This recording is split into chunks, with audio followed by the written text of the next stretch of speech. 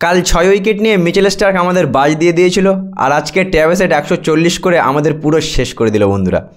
এর নাম Australian cricket. এরা কিন্তু একটা অর্ধেক ম্যাচে বড় হারার পরেও এরা কিন্তু কামব্যাক করতে জানে। সেই ট্র্যাভিস হেড যে আমাদের 2023 WTC ফাইনাল হারিয়েছিল, যার একটা ইনিংসে 2023 বিশ্বকাপ ফাইনাল আমরা হেরেছিলাম, সেই ট্র্যাভিস হেড আজও বন্ধুরা ভারতের বিপক্ষে 140 রান করে পিঙ্ক বল টেস্টের দ্বিতীয় দিনে একেবারেই ভারতকে নেস্তানাবুদ করে দিল। আমরা অস্ট্রেলিয়ার সামনে প্রথম ইনিংসে কত করেছিলাম? 180।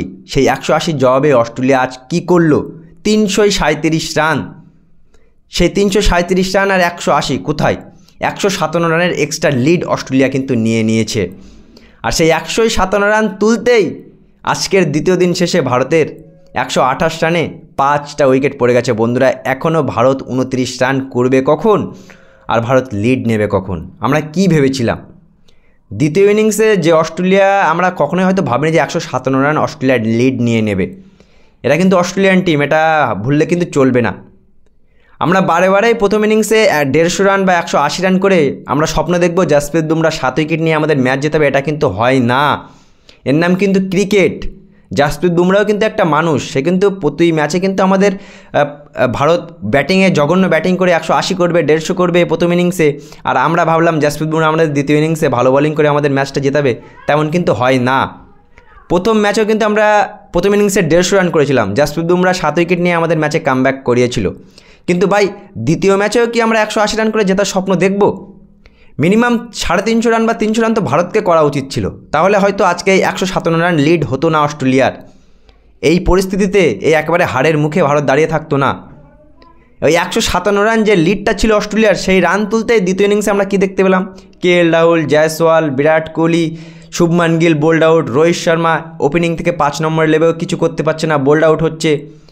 ভারত 157 রান তাই লিড রান তাই তুলতে পারছে না, 128 রান হয়ে গেছে, এখনও 29 রান বাকি। ঋষভ পান্ত আর নিতেশ রেড্ডি ব্যাটিং করছে। আমরা কাল তৃতীয় দিন কী আশা করছি তাদের কাছ থেকে? তারা ঋষভ পান্ত আর নিতেশ রেড্ডি কি তারা 300 করবে? এই অস্ট্রেলিয়ার সামনে তো মিনিমাম 250 রান তো টার্গেট দেওয়া উচিত, 250 বা 200 রান তো মিনিমাম করা উচিত। এই দুজন প্লেয়ার কি কালকে 200 করতে পারবে? তোমাদের কি মনে হচ্ছে বন্ধুরা? এ কিন্তু সেই অস্ট্রেলিয়া যে অস্ট্রেলিয়া সবসময় কামব্যাক করার জন্য জানা যায়। আমাদের ব্যাটসম্যানেরা একই ভুল কিন্তু বারবারই করে। অফ স্টাম্পের বাইরের বল সেই খোঁচামার দিয়ে আউট, মানে বিরাট কোহলি তো অন্তত 500 বার আউট হয়েছে সেম বলে। রোহিত শর্মা তো এখন বলে টের পাচ্ছে না, বোল্ড আউট হচ্ছে। শুভমান গিলও এয়ারকার বল খেলতে পারছে না। আর KL রাহুলের কথা তো ছেড়ে দিলাম ভাই, ওপেনিংয়ে সুযোগ পেয়ে আবারও ব্যর্থ। কী মনে হচ্ছে বন্ধুরা? অস্ট্রেলিয়া কিন্তু প্রথম টেস্ট ম্যাচ হারের পরে দ্বিতীয় টেস্ট ম্যাচ একেবারে দ্বিতীয় দিনে খেল খতম করে দিয়েছে ভারতের। 128 রানে 5 উইকেট, এখনও 29 রান ভারতকে করতে হবে।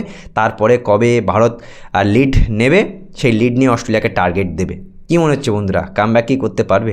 আমার তো মনে হয় অস্ট্রেলিয়া কালকের তৃতীয় দিনের প্রথম সেশনেই ভারতকে হারিয়ে দেবে এই পিঙ্ক বল টেস্টে। অস্ট্রেলিয়া কিন্তু আবারও জানিয়ে দিল পিঙ্ক বল টেস্টে অস্ট্রেলিয়া সবার থেকে আলাদা, সবার থেকে খতরনাক। আর ভারতীয় দল সেই ব্যাটিং ব্যর্থতার কারণেই কিন্তু বারে ভুল করছে আর ম্যাচ হারছে। বন্ধুরা, এই টেস্ট ম্যাচে কি ভারত কামব্যাক করতে পারবে? আমার তো মনে হচ্ছে না ভারত কামব্যাক করতে পারবে। তোমাদের কি মনে হয়? অবশ্যই মতামত কমেন্ট সেকশনে দাঁড়াবে। ভিডিওটি ভালো লাগলে অবশ্যই একটি লাইক করবে, চ্যানেলটি সাবস্ক্রাইব করবে।